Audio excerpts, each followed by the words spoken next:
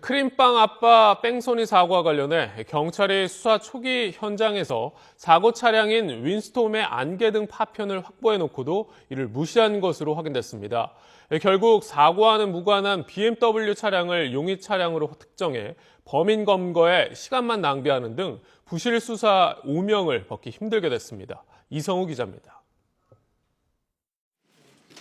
사건 발생 19일 만에 피의자 37살 허모 씨의 자수로 막을 내린 크림빵 아빠 뺑소니 사망 사건. 수사 초기 경찰은 용의 차량의 파편이 발견되지 않았고 목격자도 없어 수사에 어려움이 많다고 강조했습니다. 하지만 경찰의 이 같은 말과 달리 사고 현장에 증거가 있었던 것으로 확인됐습니다. 경찰은 사고 당일 현장에서 사고 차량 윈스톤과 동일 차종의 안개 등 부품을 발견했습니다. 피해자 강 씨의 유족들도 경찰에서 가해 차량 파편을 봤다고 증언합니다. 몸무게 80kg 나가는 그 거구가 쪽가리가 하나 안 남는 게 희한한 거예요, 저는. 그게 이해가 안 가요. 경찰에 가보니까 아무것도 없어요. 그 동그란 카바만 있는 거예요.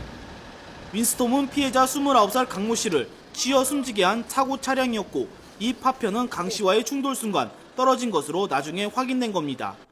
결국 사고 현장에 증거가 있었지만 경찰이 이 증거를 무시하고 엉뚱한 차량을 용의 차량으로 지목해 초기에 범인을 검거할 기회를 놓쳤습니다. 경찰은 지면 37cm 높이의 무릎 밑에서 골절 흔적이 발견됐다는 소견과 잘못된 CCTV 분석으로 가해 차량을 BMW 승용차로 추정했습니다. BMW에 집착한 이유가 국가수에서도 승용차다.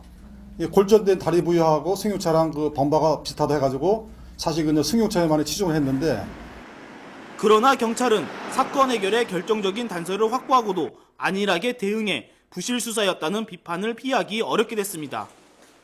앞서 경찰은 피의자 허 씨의 조사를 마치고 검찰에 송치했습니다. YTN 이성우입니다.